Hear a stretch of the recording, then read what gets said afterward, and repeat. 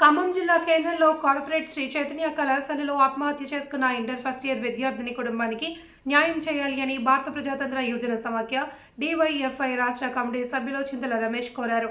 ఆత్మహత్య ఘటనను నిరసిస్తూ కళాశాల ముందు ఎస్ఎఫ్ఐ, డివైఎఫ్ఐ, కేవీపీఎస్, వామపక్ష విద్యార్థి యువజన ప్రజా సంఘాల ఆధ్వర్యంలో ధర్నా నిర్వహించారు. ఈ సందర్భంగా రమేష్ మీడియాతో మాట్లాడారు. కార్పొరేట్ విద్యా సంస్థలో యాజమాన్యం ఒత్తిడితో పరీక్షలు దగ్గర పడుతున్నాయని, విద్యార్థులు మానసిక ఒత్తిడికి లోనవుతున్నారన్నారు. మార్కులు, ర్యాంకులు, ఫీజుల దోపిడీకి కార్పొరేట్ విద్యా సంస్థల యాజమాన్యాలు ప్రాధాన్యత ఇస్తున్నాయి. ఆయన ఆవేదన వ్యక్తం చేశారు. విద్యార్థుల ఆత్మహత్యలకు కార్పొరేట్ విద్యా సంస్థలు నిలయాలుగా మారుతున్నాయని ఆరోపించారు. కార్పొరేట్ విద్యా సంస్థలో విద్యార్థులకు మనోధైర్యం కోసం personal counselling ఇప్పించాలన్నారు.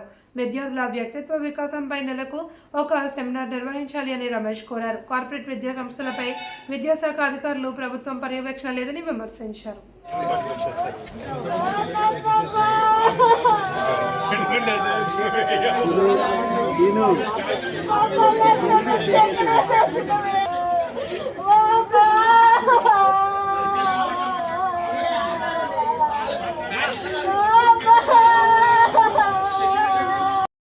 Justice. We want justice. We want justice. We want justice. We want justice. We want justice. We want justice. We want justice. We want justice. First year చదువుతున్న విద్యార్థిని ఆత్మహత్యకు పాల్పడి చనిపోవడం జరిగింది. ఇవాళ కార్పొరేట్ విద్యా సంస్థలలో రోజు రోజుకి ఇలా విద్యార్థులకు చదువులకు నిలయాలుగా ఉండాల్సిన విద్యాలయాలు ఇలా చావులకు నిలయాలుగా మారుతున్న పరిస్థితి.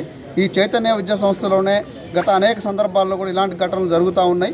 ఇలా విద్యార్థుల్ని కేవలం ర్యాంకుల కోసం, మార్కుల కోసం వాళ్ళని చదువుల విషయంలో వాళ్ళని ఒత్తిడి చేయడం వల్ల మానసికంగా విద్యార్థులు ఇవాళ మానసిక శోభ భరించలేక విద్యార్థులు మిగతా విద్యార్థులతోటి పోటీ పడాలనే ఒక కాన్సెప్ట్ తోటి వాళ్ళతోటి కాంపిటీషన్లో ముందుకు పోలేక మానసికంగా ఇబ్బంది పడుతూ ఈరోజు ఇలాంటి ఆత్మహత్యలకు పాల్పడుతూ ఉన్నారు. ఇవాళ కార్పొరేట్ విద్యా సంస్థలు కూడా కేవలం విద్యార్థుల నుంచి, విద్యార్థి తల్లిదండ్రుల నుంచి ఫీజులు లేకపోతే ర్యాంకులు, మాకు ఈ ర్యాంకులు వస్తే బాగా చదివే వాళ్ళని ఒక్కొక్క బ్రాంచ్లో, కొంచెం డల్ చదివే వాళ్ళని ఇంకొక బ్రాంచ్లో పెట్టి ఇట్లా విద్యార్థుల మధ్య కూడా చదువుల మధ్య కూడా వేరియేషన్ చూపించడం వల్ల విద్యార్థులు మానసికంగా ఇబ్బంది పడుతున్న పరిస్థితి.